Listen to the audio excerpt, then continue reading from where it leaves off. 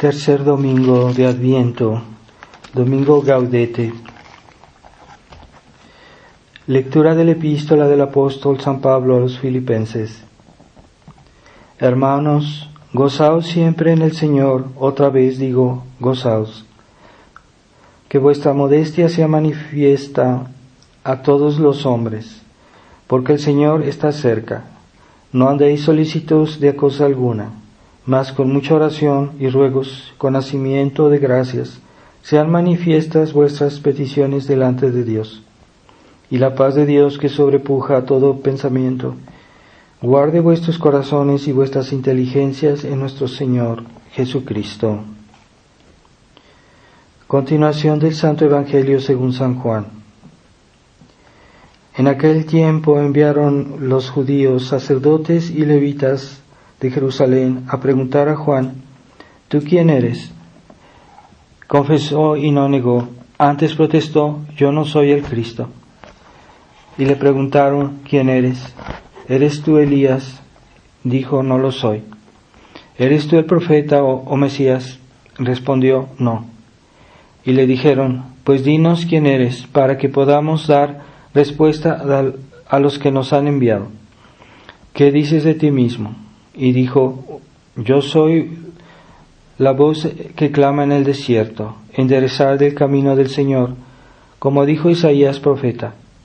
Y los que habían sido enviados eran de los fariseos. Y le preguntaron y le dijeron: pues ¿por qué bautizas si tú no eres el Cristo, ni Elías, ni el profeta? Juan les respondió, diciendo: yo bautizo en agua, mas en medio de vosotros está uno, a quien vosotros no conocéis. Este es el que ha de venir después de mí, y a quien no soy digno de desatar la correa de sus sandalias. Esto aconteció en Betania, a la otra parte del Jordán, en donde estaba Juan bautizando.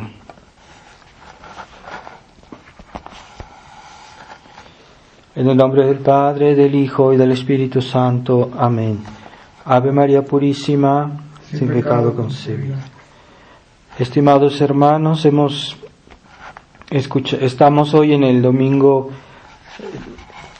de la tercer domingo de Adviento, domingo Gaudete, que este domingo se usan ornamentos de color rosa.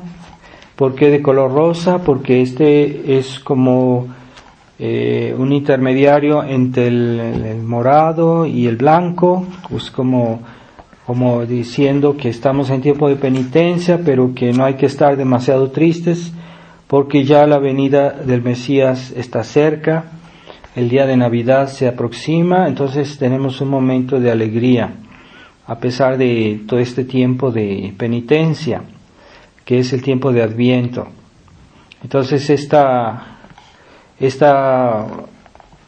manifestación de Cristo ya se hace por el testimonio del profeta, del precursor San Juan Bautista, al cual los fariseos vinieron a preguntarle quién era él, porque él hacía manifiestamente, era un hombre santo y que hablaba con mucha autoridad, porque esa autoridad Dios se la daba, y entonces querían saber quién era él. Pero San Juan, con toda humildad, pues él dijo que simplemente era quien debía preparar las vías a aquel que debía llegar, que debería venir, y de esta manera él, no, en lugar de tomar el lugar de Cristo, pues él dejó su lugar a Cristo, ¿verdad? Entonces él era como un intermediario y preparó al pueblo judío con la penitencia y ya con sus enseñanzas, con su ejemplo, a que recibieran al Mesías. Entonces esta misión de San Juan Bautista se puede un poco imitar en muchos aspectos de nuestra vida, porque todos de alguna manera somos intermediarios de lo que Dios, de los bienes de Dios, ¿verdad? Así que en una familia, pues los padres son intermediarios de la voluntad de Dios, de los preceptos de Dios con sus hijos. Ellos lo hacen dando su ayuda a los niños, dándoles el ejemplo y dándoles también, transmitiéndoles esa fe que ellos mismos recibieron de sus padres. Y eso, entonces, también son intermediarios, ¿verdad? Los papás también representan a Dios en su casa, ¿verdad? Sobre todo el papá. La mamá está como asociada al papá, también tiene autoridad, pero no es la cabeza del hogar. Y así los niños reciben muchos bienes si sus papás cumplen bien esta misión que tienen de ser intermediarios de esos bienes que ellos mismos recibieron y que transmiten, ¿verdad? Y eso es la historia del mundo, la historia de la iglesia, ¿verdad? Siempre ha sido así, la transmisión de la herencia. Y nosotros como católicos, nosotros transmitimos la herencia cristiana, la herencia de la iglesia, la herencia principalmente de la fe y de todos los bienes que conlleva la fe, ¿verdad? Hasta la misma caridad siempre está orientada e inspirada en la fe, siempre. O sea, no hay una cosa que sea objeto de caridad que no sea inspirado, que no sea al mismo tiempo dependiente de la fe. No hay nada en la caridad que no sea dependiente de la fe. Así que la transmisión de los bienes de Dios es lo que hizo grande a San Juan Bautista, porque San Juan Bautista es un gran santo, ¿verdad? Y nuestro Señor dijo, entre los hijos de mujer no ha habido mayor que San Juan Bautista. Que es un gran elogio que hizo Dios Jesucristo de San Juan Bautista. Y entonces, pero ¿qué hizo San Juan Bautista? Pues él aceptó su misión de intermediario, no se exaltó a sí mismo, y cuando ya vino Jesús y que él fue bautizado, nuestro Señor quiso ser bautizado por San Juan Bautista para dar el ejemplo. Y pues San Juan Bautista ya le cedió su lugar, o sea, sin ningún problema, le cedió sus discípulos que llegaron a ser apóstoles, y poco tiempo después murió San Juan Bautista, murió mártir, pero no quiso decir, pues ahora llegó Jesús, me va a quitar el puesto, me va a quitar el lugar. No, él cedió con toda facilidad, porque su misión era justamente preparar las vías a la venida de Jesucristo. Y eso debemos practicarlo todos, porque todos de alguna manera hemos recibido bienes de Dios, todos tenemos bienes de Dios, quien más, quien menos, en esto no somos iguales. Entonces hay que aceptar a veces que hay personas que han recibido más de Dios que otras, es una verdad. Pero todos debemos estar desapegados de esos bienes que Dios nos dio, para que no nos apropiemos de ellos y que no nos hagamos que no hagamos pantalla, ¿verdad? Que no hagamos obstáculo al flujo de esa bondad de Dios, que viene de Dios y que pasa por nosotros, sí, y que debe ser transmitida a otros, ¿verdad? Entonces, la misión es la misión que todo buen cristiano debe entender. Así que nosotros recibimos bienes y el hecho de comunicarlos no nos empobrece, al contrario, nos enriquece de méritos, y nosotros permanecemos ricos de esos bienes, porque los bienes, sobre todo espirituales, cuando uno los transmite, pues el que los transmite no los pierde, simplemente los comunica y él mismo permanece igual, con la misma riqueza espiritual. Esa es la gracia, como Dios procede, ¿verdad? Por sus intermediarios. Entonces, cuando nosotros recibimos la verdad y la transmitimos, pues no dejamos de tener la verdad, de poseerla, no nos empobrecemos, al contrario, cuando uno transmite, uno entiende mejor lo que uno transmite y cada vez lo entiende mejor, ¿verdad? Son como los profesores, ¿verdad? Muchos profesores dicen que que aprenden mucho enseñando. Es decir, cuando uno enseña, al mismo tiempo como que reflexiona más sobre el mismo tema para explicarlo, para transmitirlo y al mismo tiempo aprende, ¿verdad? Lo comprende mejor. Entonces, así es, los bienes espirituales que transmitimos no nos empobrecen, nos enriquecen. Y esa es la ventaja de los bienes de Dios, ¿verdad? Que pueden ser transmitidos indefinidamente y no empobrecen al que los transmite, pero sí lo enriquecen. Y es el mérito de las personas que hacen el bien, que hacen el bien a los demás. Cada vez que hacen el bien, se enriquecen, se santifican y tienen más méritos. Incluso nuestro Señor dijo: hay más alegría en dar que en recibir. Es decir, que el que da finalmente sale más beneficiado que el que recibe. Así que esa es la misión que Dios ha puesto en las criaturas, de transmitir. Y en todas las cosas, de alguna manera, Dios nos hace bien. Todas las cosas que Dios hizo, no las cosas malas que hizo el hombre, pero en las cosas buenas que Dios hizo, siempre recibimos un bien cuando las utilizamos, cuando las conocemos, cuando algo nos aprenden, ¿verdad? Toda la creación, incluso la naturaleza, nos enseña que Dios es bueno, ¿verdad? Y que nos transmite sus bienes, nos toma cuidado de nosotros, y todo eso pues nos hace conocer mejor a Dios, ya de una manera natural, qué decir de una manera sobrenatural cuando recibimos los bienes espirituales, los bienes de la gracia, los bienes de la iglesia. Entonces esos bienes son la herencia de la iglesia. Entonces es por eso que el demonio siempre se ha encarnizado con la iglesia. ¿Por qué? Porque la iglesia es la mediadora de la redención, la iglesia católica.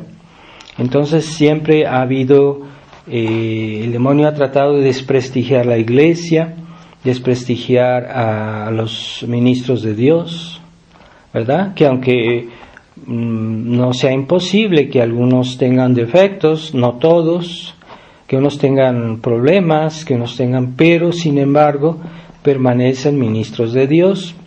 Y en los ministros de Dios pues está el poder. Dios les ha dado ese poder de transmitir los bienes de la redención, ¿verdad? Pues particularmente la enseñanza de la fe, los sacramentos y toda la gracia que los ministros de Dios tienen para dirigir a las almas. Que esa gracia, los fieles, por más inteligentes que sean, por más cultos que fuesen, por más hábiles que se sientan, no la tendrán nunca, porque esa gracia de la dirección de las almas y de la enseñanza y de la explicación de la Biblia, de las cosas de Dios, pues solo la tiene los ministros de Dios. Esa gracia no la tienen los fieles. Pueden muchos fieles conocer muchas cosas, pero a cierto punto hay cosas que no pueden comprender, no pueden explicar. Entonces la iglesia tiene esa misión de ser intermediaria. Es lo que se dice el mandato de Cristo, ¿no? Que es el mandato, es decir, Jesucristo envía a sus apóstoles y cuando los envía Él, los apóstoles tienen el mandato de Dios, quiere decir la orden de Dios, y que les da un derecho, que les da un poder, ¿verdad? Entonces ese mandato es muy importante en la iglesia, porque siempre los apóstoles y los ministros de Dios han sido enviados. Jesucristo envió a los apóstoles enviaron después los sacerdotes, los obispos, los futuros papas tienen el mandato de San Pedro, vienen desde San Pedro, y y siempre ha habido alguien que reciba ese mandato, y ese mandato viene, si uno va subiendo la cadena, pues llega hasta Jesucristo. Entonces, si alguien no tiene ese mandato, pues no tiene tampoco la gracia para ejercer ese mandato. No tiene el derecho, de una parte, pero por otra parte no tiene la gracia para hacerlo bien, y para transmitir bien las gracias de Dios. Por eso, por ejemplo, ha habido una parte de países que en otros tiempos eran católicos, pero no quisieron aceptar la autoridad del Papa y se hicieron cismáticos, entonces ya no tienen el mandato de la Iglesia. Entonces ahí hay un problema, entonces ellos se pueden descarrilar, se pueden hacer herejes, y no tienen todo el influjo de Cristo, porque no tienen el mandato de la Iglesia. Por eso es muy importante estar, pues no ser cismáticos, ¿verdad? Reconocer la autoridad del Papa,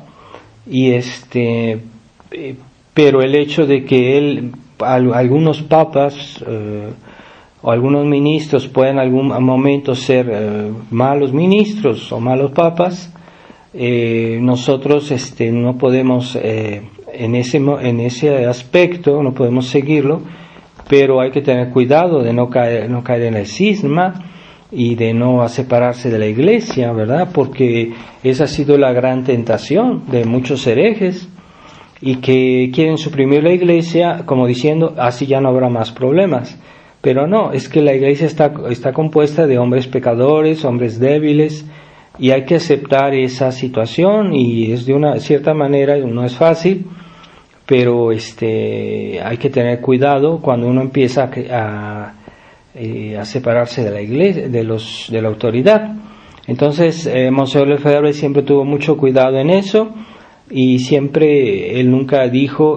siempre dijo yo, no quiero que caigamos en el sedevacantismo, porque es peligroso y podemos llegar, tal vez no ahora, pero con el tiempo, caer en el cisma, porque si un día viene un buen papa, entonces ya no lo vamos a querer reconocer, porque si su predecesor no era papa, pues entonces también el sucesor no es papa. Entonces, no, hay que tener cuidado, porque la continuidad hay una especie de cadena que son todas, cada eslabón es un papa que nos une a Jesucristo. Entonces esa cadena viene desde nuestros tiempos hasta Jesucristo. Es un enlace histórico y público y evidente, que no podemos interrumpirlo, ¿verdad? Y si rompemos esa cadena, pues estamos desligados,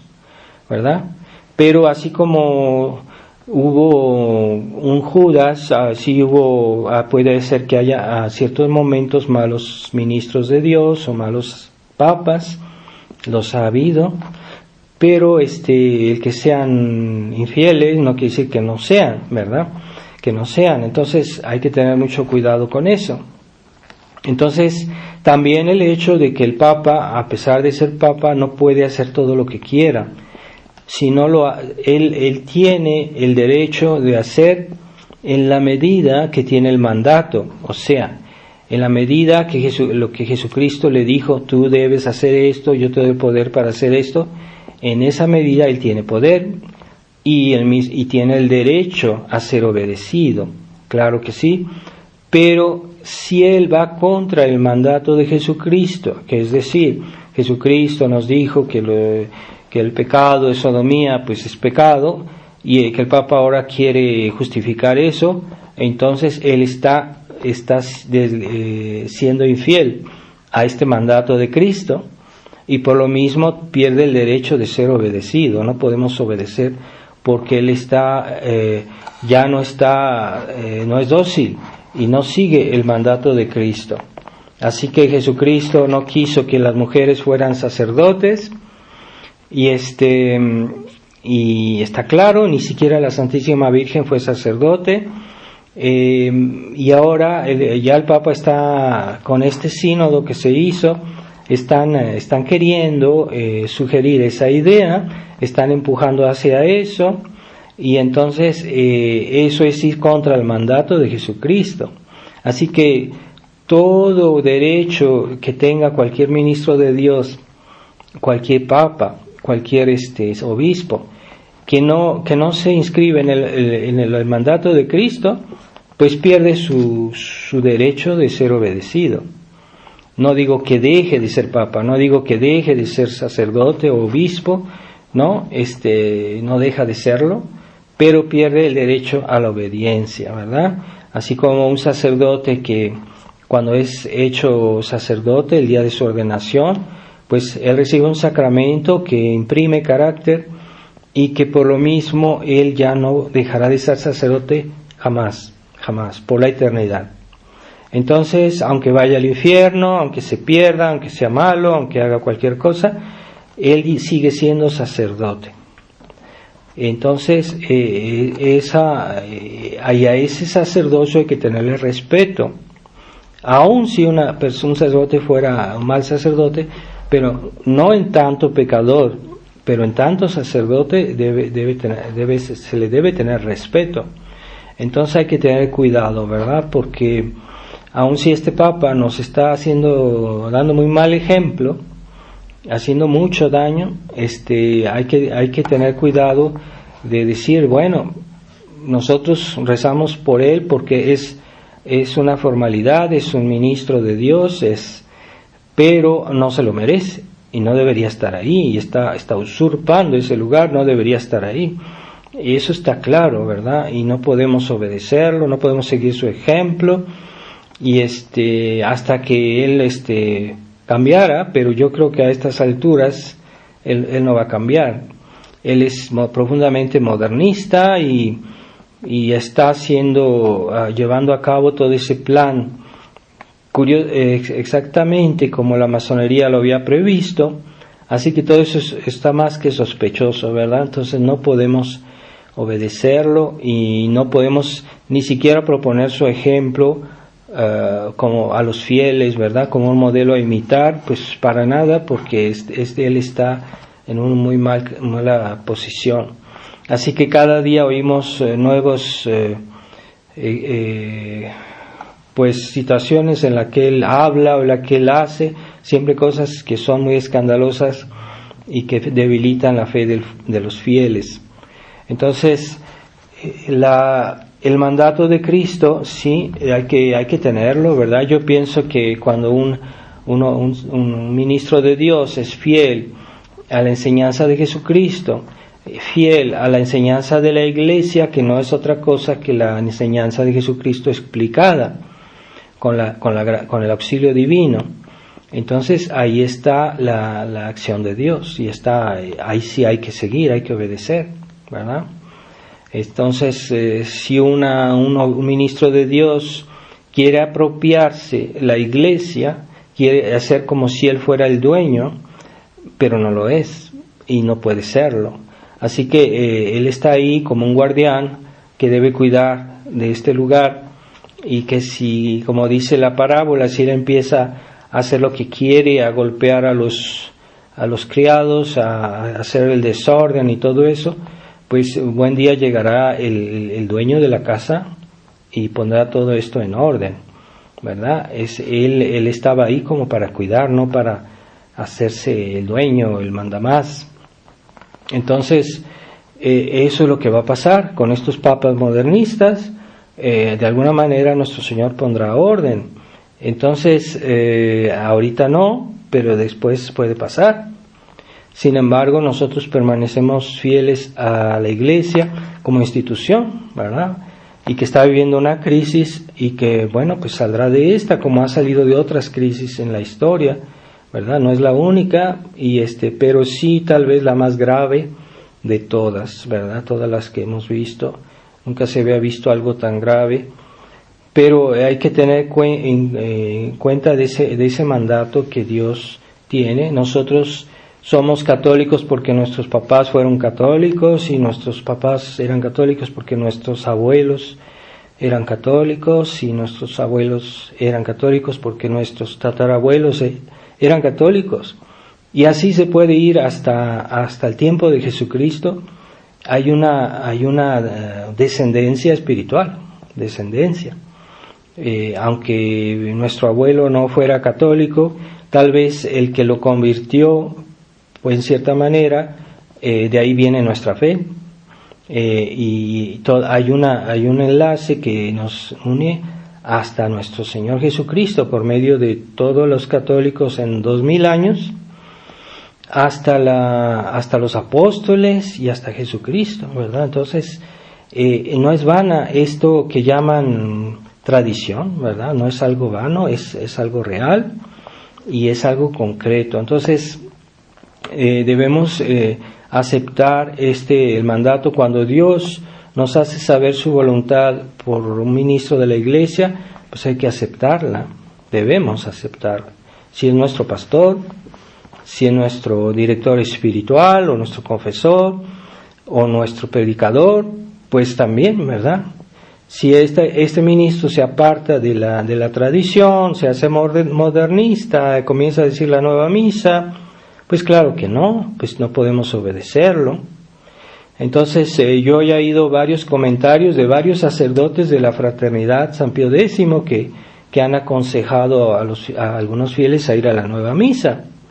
Eso es escandaloso, o sea, no es solo un caso, hay varios casos que he conocido así, que hay que decir que algo inquietante que pasa en la fraternidad, que están desobedeciendo a la enseñanza de nuestro obispo, de nuestro fundador, y eso es ir contra el mandato de la iglesia, que lo quieran o no, pero ellos se están desligando de ese mandato de nuestro obispo que nos transmitió esa enseñanza, y que no es vana y que no es personal, ¿verdad? Como algunos sacerdotes que sí son muy personales y que imponen a veces a los demás su propio parecer, que no es el de la iglesia. Eso está mal, pero Monseñor Lefebvre era una persona que él era realmente que nos transmitió bien la enseñanza de la fe, la enseñanza de los papas, la enseñanza de la iglesia, y él siempre insistió mucho en el seminario que estudiáramos los papas y que conociéramos el magisterio de la iglesia, porque él era fiel a la enseñanza y a este mandato de la iglesia, y todos los papas en general lo han sido, porque si uno conoce los papas, pues todos dicen lo mismo, todos se repiten, todos enseñan, es la misma enseñanza, y no hay así que, es que un papa opina esto y este papa opina otra cosa. No, había unidad doctrinal, pero esa unidad doctrinal viene desde el tiempo de los apóstoles, y entonces esos papas sí fueron dóciles al mandato de Jesucristo, que dijo, id a enseñar a todas las naciones. ¿Qué enseñar qué? Pues la fe. Entonces la enseñanza de lo que Él nos enseñó y que la iglesia nos transmitió. Entonces hay personas que han tenido una mala experiencia, puede pasar, ¿verdad? Que algún ministro de la iglesia haya portado mal, que ha sido infiel a la gracia que recibió, que a pesar que no esté bien, de todos modos él es sacerdote o él es ministro de Dios. Entonces hay que tener cuidado, porque siempre hay que tener respeto a los sacerdotes, aunque haya algunos que se porten mal, siempre hay que tener respeto. Hay personas que casi quieren usar de la violencia contra los sacerdotes, y bueno, a mí Monseñor Lefebvre me dijo, eso es ilícito, no se puede hacer eso, porque aun si se portan mal, los fieles no tienen la autoridad para juzgar a un sacerdote, aun sí tienen la razón, pero es la iglesia que los debe juzgar. Así que si un día la iglesia vuelve a la tradición, pues la iglesia va a juzgar, debería juzgar a todos sus ministros de la iglesia que se portaron mal. Es la iglesia que los debe juzgar, no son los fieles.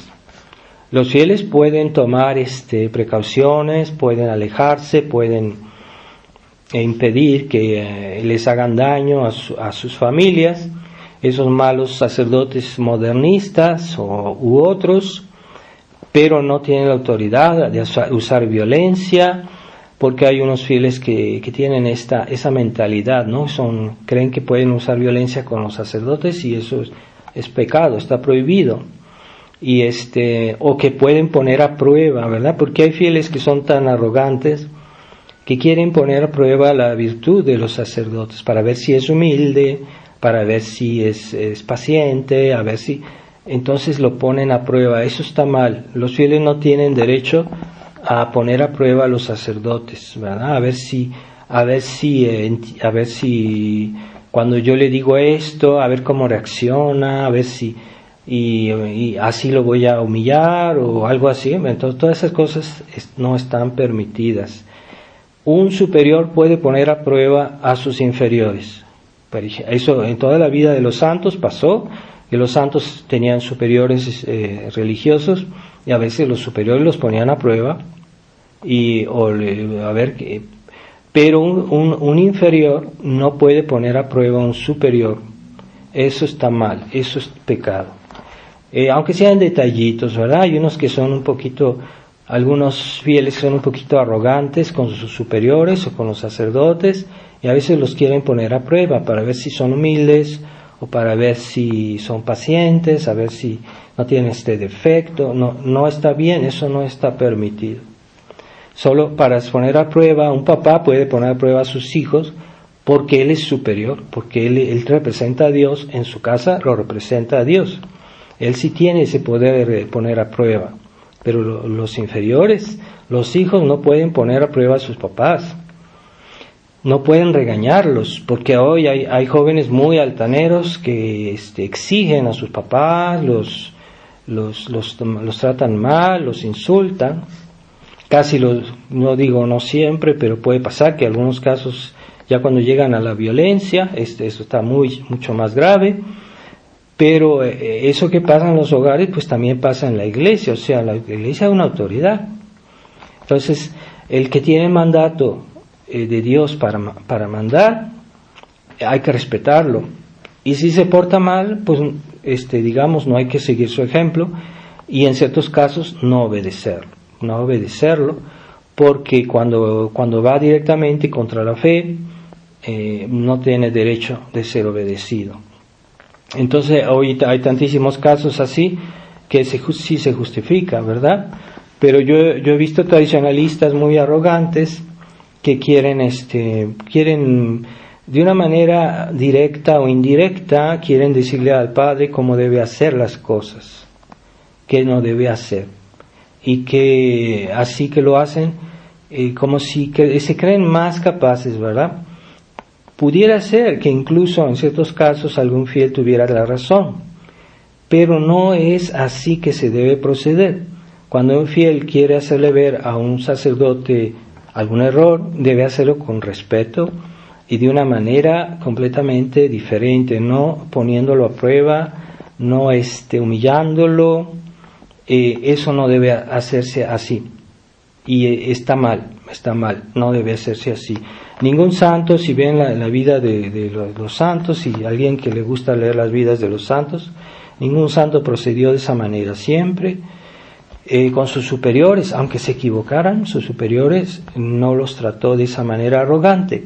A veces de una manera muy respetuosa se les puede hacer ver que hay algo que no está correcto, pero no para presionarlo, sino para que lo vea, para que él mismo se dé cuenta y proceda, ¿verdad? Y entonces eso sí puede ser, ¿verdad? A veces de una manera muy respetuosa se le puede hacer ver a alguien lo que está mal, ¿verdad?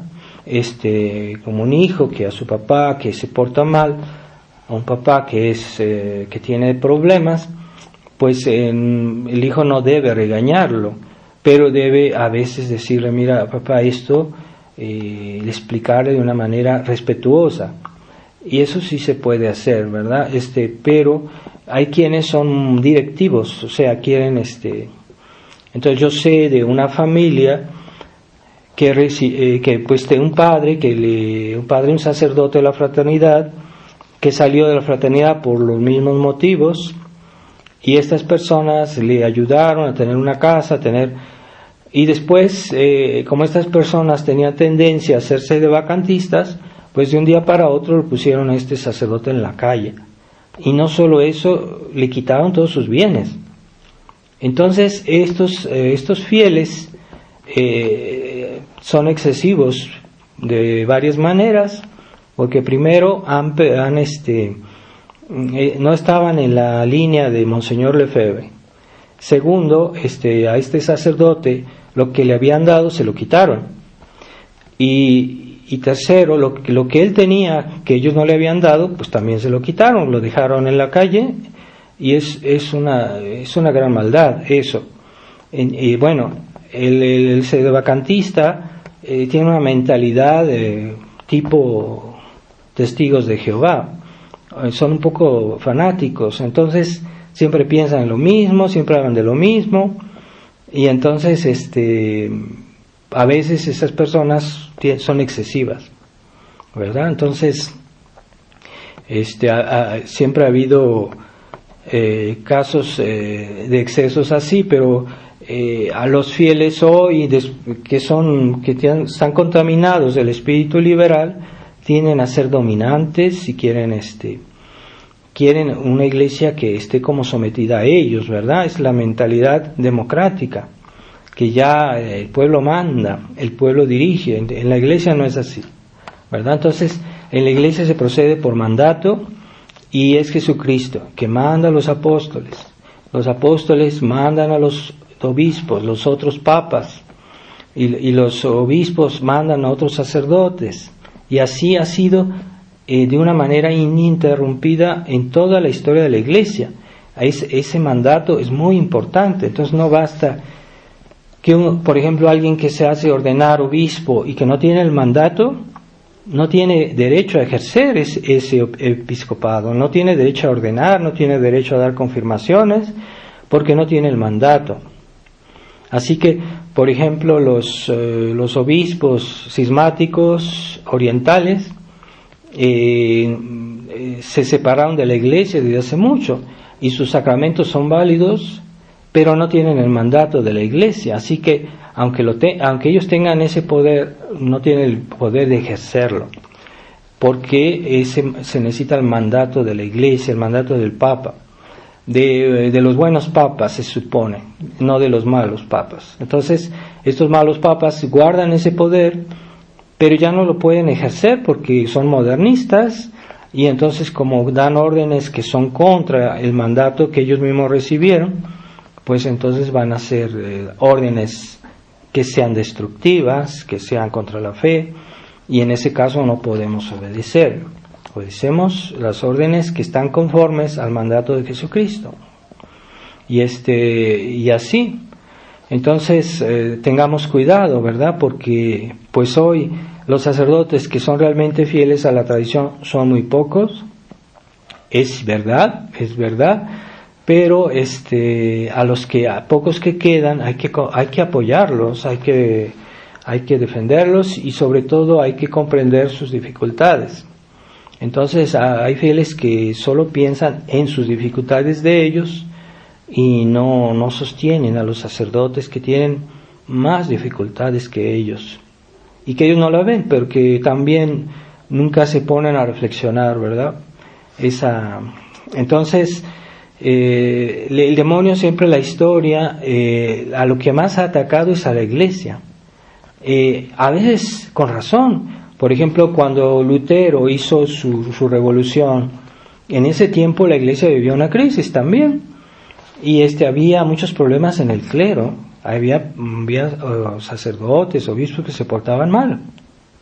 Entonces Lutero sacó eso como pretexto, y era cierto. Yo no digo que todo lo que dijo Lutero era cierto, pero muchas cosas sí eran ciertas, que había abusos en la iglesia. Pero entonces él se sirvió de eso para decir, no, es que nosotros no vamos a obedecer a gente así. Y por eso hizo un cisma e hizo una ruptura no solo de Alemania, sino de muchos países. La obra de Lutero es desastrosa porque dividió la iglesia. Entonces no quiso decir, bueno, hay cosas que andan mal en la iglesia, vamos a tratar de arreglarlas con paciencia, poco a poquito, vamos a arreglar eso dentro de nuestra casa, ¿verdad? Pero no hacer un cisma, no hacer una herejía. Pero al parte él tenía razón. Entonces, no se justifica hacer esa ruptura. Y por eso Monseñor Lefebvre, si uno ve todos sus discursos, todas sus palabras, él siempre dijo la verdad. Él dijo, no podemos obedecer a Roma, pero él nunca insultó, él nunca dijo groserías, él nunca insultó al Papa, no lo insultó, nomás dijo que no podíamos seguirlo, que estaba errado, que eso que hace la nueva línea del Vaticano II, pues es un callejón que no tiene salida, y que hace que las almas se pierdan. Entonces él lo dijo, pero él nunca dijo, es que no hay Papa, es una solución rápida y fácil, ¿verdad? Y la situación es más complicada que eso. Y dijo, pues no vamos a obedecer, no podemos obedecer, y esperamos que venga un buen Papa. Esa en definitiva su actitud, pero él no insultó al Papa, no le faltó al respeto, porque en el fondo lo reconocía como ministro de Dios, pero como ministro que era infiel a su misión, que era infiel al mandato de Cristo, mientras que Monseñor Lefebvre era fiel a la tradición, fiel a la enseñanza constante de la Iglesia. Es equivalente a decir que él era fiel al mandato de Cristo. Entonces ese mandato nosotros debemos examinarnos y decir, bueno, es que yo estoy bien, es que yo obedezco a lo que Jesucristo enseñó, obedezco a lo que la Iglesia siempre enseñó, y obedezco al ministro, al sacerdote que tiene cuidado, que tiene cura de mi alma. Entonces yo estoy siendo fiel al mandato de Cristo, porque el poder que tiene un sacerdote, un obispo, un papa, viene a través de los siglos por ese mandato. Así que ese mandato es muy importante. Entonces, incluso en otros poderes que Dios ha dado, ¿verdad? Por ejemplo, Dios ha dado a un padre de familia, le ha dado un poder, pues entonces tiene un mandato, ¿verdad? Un jefe de Estado, pongamos que fuera bueno, que fuera legítimo, que fuera católico, pues él tiene un mandato de Dios también para mandar, y tiene el derecho de ser obedecido y ser respetado, ¿verdad? También hay otros lugares donde puede pasar, ¿verdad? Hay que respetar la autoridad siempre. Entonces el Estado tiene una misión diferente que la Iglesia, porque el Estado tiene la misión de cuidar el orden público de la sociedad, no tiene la misión de dirigir a las almas. Esa misión la tiene la Iglesia.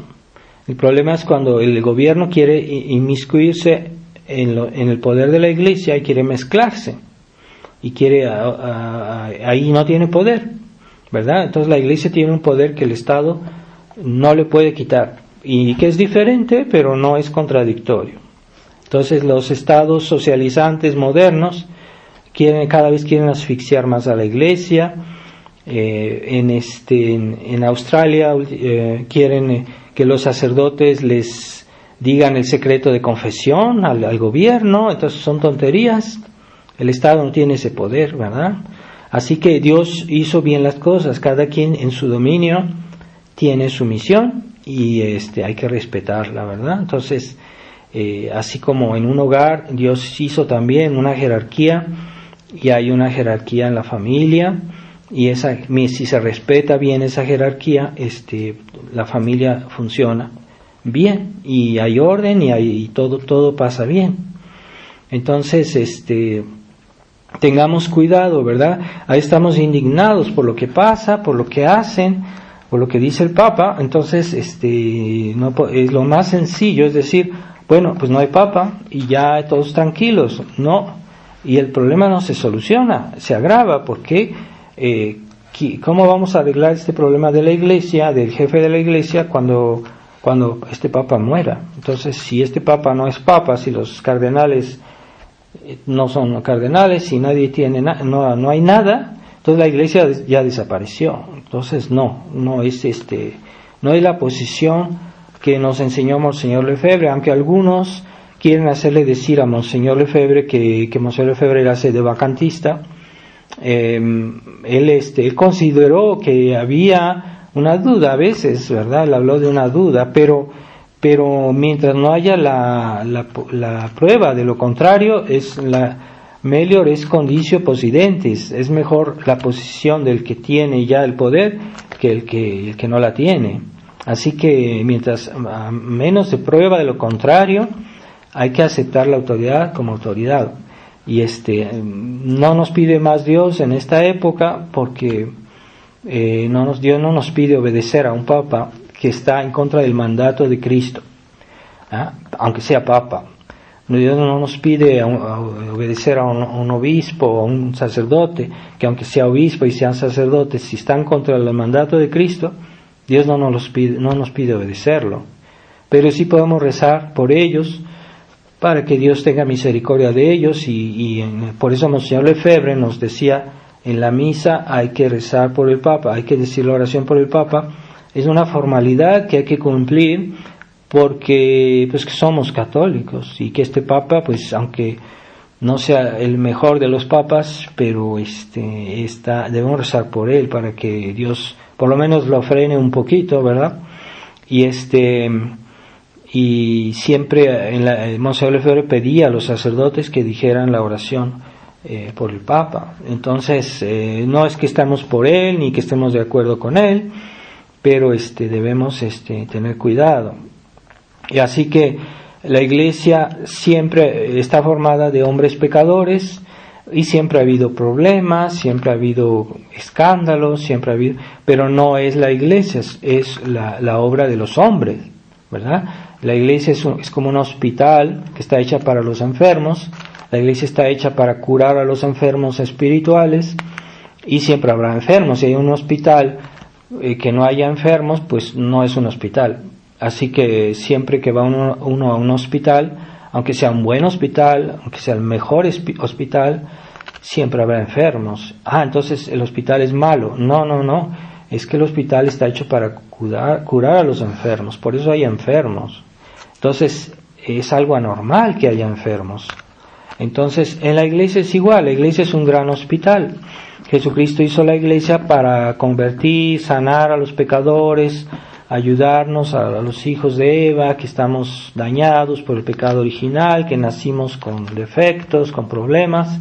Entonces siempre en la Iglesia habrá escándalos, siempre habrá problemas, pero no es de la Iglesia. Es en la Iglesia, pero no es de la Iglesia. No es la responsabilidad ni la culpa de la Iglesia, porque los enemigos de Dios apenas ven un escándalo, pues salen todos los periódicos, ¿verdad? Salen todos los periódicos y dicen, es que la Iglesia hizo esto, es que la Iglesia es así. Y la gente tonta se lo cree, ¿verdad? Entonces no. Cuando Jesucristo le dijo a Judas que se portara bien, pues Judas no quiso, ¿verdad? Y no es la culpa de Jesucristo. Pero Judas era apóstol, sí, pero Jesucristo no le dijo que fuera malo. Eso es culpa de él, salió de él, de Judas. Entonces, así siempre ha habido infidelidades, hasta San Pedro, ¿verdad? ¿Cuántas veces negó San Pedro a nuestro Señor? Pues 3 veces, ¿verdad? Y en ciertos casos San Pedro mostró debilidades. Y si vemos el Evangelio, ¿cuántas veces nuestro Señor no regañó, por decirlo así, a San Pedro? Lo regañó. Cuando San Pedro le dijo, no, tú no vas a sufrir tu pasión, no, eso no es posible. Y nuestro Señor le dijo, atrás, Satanás, porque me eres ocasión de escándalo. Fue muy severa las palabras de nuestro Señor a San Pedro, que fue el primer papa. Así que no hay que extrañarse que a veces algunos ministros de Dios tengan alguna debilidad, pero los fieles deben tener mucho cuidado en decir, bueno, no por eso yo ya quiero más derechos y que yo lo voy a aplastar, ¿verdad? No. Hay que siempre guardar el respeto a los ministros de Dios, porque son ministros de Dios y están consagrados. Esa consagración es algo que debe ser respetado. Pero a pesar de eso, hay un problema, ¿verdad? Entonces, es la iglesia que debe juzgar a los ministros de Dios, la que los debe castigar. Y ha habido muchos casos así en la historia, ¿verdad? Fue la iglesia que castigó a Lutero, fue la iglesia que lo excomulgó, que lo excluyó, y muchos casos así en la historia ha habido, que la iglesia pues ejerce el poder que tiene de juzgar y de castigar, ¿verdad? No solo es el poder de hacer cosas, decir cosas agradables, la iglesia también tiene el poder de condenar y de castigar. Así que ese buenismo que algunos quieren que la iglesia solo sea para decir cosas agradables, pues no es así. La iglesia no está solo para ser agradable. Aunque muchas cosas, pues sí, la iglesia es el fiel ejemplo pues el reflejo de Jesucristo, entonces tiene mucha bondad, hay mucha bondad que Dios puso en la iglesia. Entonces la misión nuestra también, como no solo de los sacerdotes, también de los fieles, es también transmitir, también los fieles transmiten el mandato de Cristo que nos dijo: sed santos, sed buenos, obedecer a mi Padre Celestial, que es lo que es la voluntad de Dios, vuestra santificación. Cuando obedecemos esos preceptos de Dios, estamos bajo el mandato de Dios, y ese ejemplo se transmite, se comunica, se contagia. Entonces el buen ejemplo de los buenos cristianos, el ejemplo, sus palabras, sus méritos, tiene un efecto en los demás, y ahí está la comunión de los santos, que también tiene su efecto a nivel universal, ¿verdad? Entonces, cuando un fiel hace un acto de mérito, eso tiene una incidencia sobre toda la iglesia. Es algo que casi nadie piensa, ¿no? Pero aunque lo haga en secreto, aunque lo haga que nadie lo sepa, en virtud de la comunión de los santos, sus méritos hacen bien a toda la iglesia. Así que hay personas que son muy egoístas, incluso su vida cristiana la conciben de una manera egoísta, ¿verdad? Entonces, cuando un sacerdote dice la misa, algunos creerán que dice la misa para sus parroquianos nada más. No, el sacerdote dice la misa para toda la iglesia, para toda la iglesia. Entonces, por eso que la misa beneficia a toda la iglesia, aunque una misa sea dicha en privado o que haya poca gente, la misa de un sacerdote beneficia a toda la iglesia, ¿verdad? Entonces, y así es este mandato de Cristo. Nosotros nos santificamos, nos mejoramos en la medida que somos obedientes a las órdenes de Cristo y todos esos preceptos de la iglesia, y en esa medida nos santificamos, es decir, que somos fieles al mandato de Cristo. Entonces es muy importante en la iglesia la noción de obediencia, porque si uno se desliga de la obediencia, pierde sus derechos. Eso en todo. O sea, cuando yo digo rosario, cuando yo obedezco los mandamientos, estoy obedeciendo a la ley de Dios, estoy obedeciendo al mandato de Cristo. Estamos ligados a Dios porque estamos ligados por ese mandato. Jesucristo me dijo que yo haga esto, entonces si yo hago lo que Él me dice, yo estoy ligado a Él. Tengo el mandato de Cristo. Entonces, el mandato que tiene un fiel no es igual al que tiene un sacerdote, porque el sacerdote tiene un mandato de autoridad, mientras que un fiel tiene más bien un mandato de santidad, de buenas obras, de acción, pero también es un mandato de Cristo, porque Él lo dijo que seamos buenos. Entonces, ahí está la obediencia en la iglesia, tiene una importancia capital. Entonces, hoy el mundo individualista, subjetivista, democrático, ya no entiende ese espíritu de la sumisión a Dios por medio de sus intermediarios. No es la sumisión directamente a Dios como es la concepción protestante. No, nosotros nos sometemos a Dios por medio de alguien. Entonces un niño se somete a Dios por medio de su papá, por medio de su mamá, ¿verdad? Y todo es así. Entonces nos sometemos a Dios por medio de la iglesia, por medio de la persona de nuestro confesor, por medio de la autoridad de la iglesia. Y ahora que a muchos fieles pues no pueden obedecer a sus párrocos, no pueden obedecer a sus obispos, recurren a un sacerdote que no tiene pues esa jurisdicción normalmente, pero la iglesia, en el derecho canónico, en la ley de la iglesia, se prevé que la suma ley de la iglesia es la salvación de las almas, así que de una manera extraordinaria los sacerdotes que no son párrocos de ciertos fieles pueden tener una jurisdicción sobre los fieles que recurren a ellos. Así que los fieles que recurren a un sacerdote deben saber que en la medida que recurren a un sacerdote, a sus sacramentos, a su dirección, a sus enseñanzas, en esa medida el sacerdote adquiere un poder sobre ellos, porque el sacerdote tiene derecho a exigir las disposiciones necesarias para bien comulgar, para bien recibir los sacramentos que él da. Entonces, en esa medida que los fieles recurren a un sacerdote de la tradición, en esa medida los fieles deben obedecerlo, y aquí el sacerdote adquiere una cierta poder sobre ellos. Es un poder extraordinario, no tiene la misma estabilidad que un poder que alguien que tiene una jurisdicción ordinaria, pero sí es real, ¿verdad? Entonces a veces hay fieles que a veces dicen, bueno, voy a ir con otro sacerdote de la tradición porque yo cambié de ciudad, etcétera. Pues los fieles pueden tomar esta decisión cuando quieran, ¿verdad?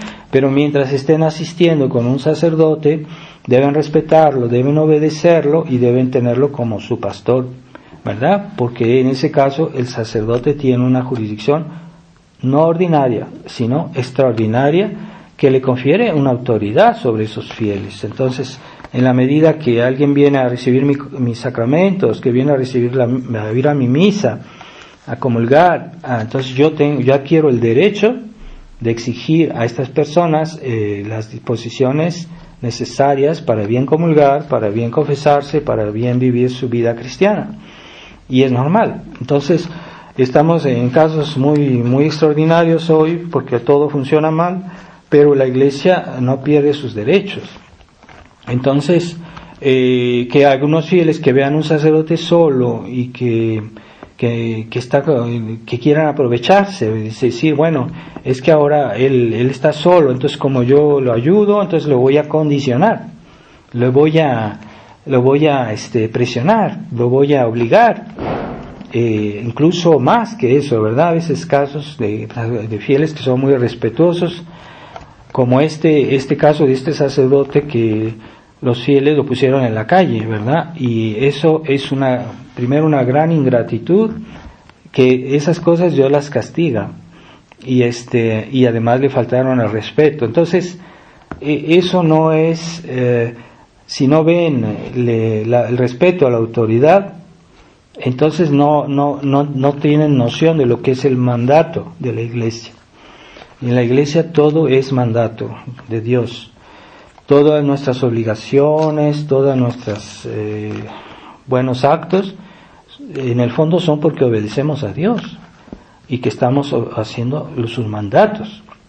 Y el mandato también es lo que da el poder a los hombres de iglesia para exigir, para dirigir los cristianos, los fieles. Si no tienen ese mandato, pues no pueden pretender eso, ¿verdad? Entonces, si aquellos que se hacen ordenar sin que la Iglesia los haya escogido, sin que la Iglesia que los ministros superiores lo hayan decidido, no tiene derecho a ejercer ese poder, porque ahorita hay unos que se pretenden obispos que no sabemos si lo son, porque fueron ordenados por Monseñor Tuc. Entonces no sabemos si son realmente obispos o son realmente sacerdotes, pero aunque lo fueran, no tienen el mandato, porque todo eso fue irregular, no se hizo de una manera correcta. Entonces no tienen el mandato de ejercer esos poderes y no tienen el derecho de ejercerlos, ni las gracias, porque para tener las gracias hay que tener el mandato de la Iglesia. Entonces es peligroso aquellas personas que se hacen ordenar, que eso sucede mucho en el sedevacantismo, porque en el sedevacantismo hay no sé cuántos decenas y decenas de obispos que han sido ordenados de una manera muy irregular, muy sin ningún respeto de las reglas de la Iglesia, y entonces no sabemos si son primero realmente obispos o sacerdotes, y segundo, aunque lo fueran, no tienen el mandato de la Iglesia. Entonces ahí está el problema. Cuando Dios decida que la crisis de la Iglesia debe terminar, entonces todas esas cosas deberán ser regularizadas con las autoridades legítimas en ese momento, y aquellos que están mal ordenados, pues tal vez o ya van a ser excluidos, o van a ser ordenados bajo condición, probablemente. Entonces ahorita no sabemos cómo va a terminar todo esto, pero pienso que Dios no va a permitir que esto dure indefinidamente. Por eso pedimos a Dios que nos proteja, que nos cuide, porque hoy es muy fácil desviarse, extraviarse. Basta tener un poquito de soberbia, basta tener un poquito de desequilibrio espiritual para caer en cosas fantasiosas y excesivas. Es muy peligrosa la situación de hoy.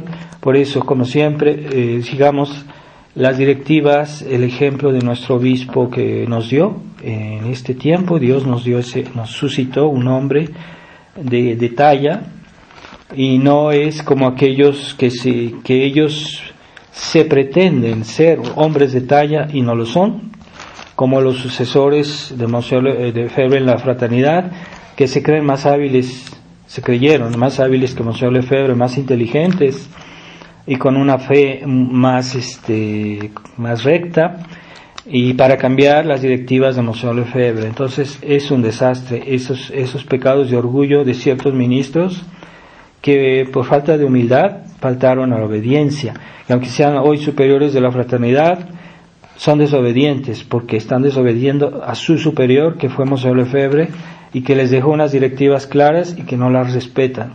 Son desobedientes, aunque se pretendan obedientes a un papa, a una iglesia que ellos creen que es la iglesia católica y que es la iglesia conciliar, que no es la iglesia católica. Pidamos a Corazón Inmaculado de María la fidelidad que ella siempre practicó, y que si vemos su ejemplo, ella siempre fue obediente, siempre fue humilde, siempre fue respetuosa, hasta de los apóstoles, a los cuales ella asistía a la misa de los apóstoles. Ella no pretendía ser sacerdote. Entonces la Virgen María iba a comulgar en la misa de San Juan Evangelista. Y hay aquí en México pinturas, cuando uno va al museo, pinturas de tiempo del virreinato, y que se ve como San Juan le da la comunión a la Santísima Virgen. Es un acto de humildad y de obediencia de la Virgen María. Ave María Purísima.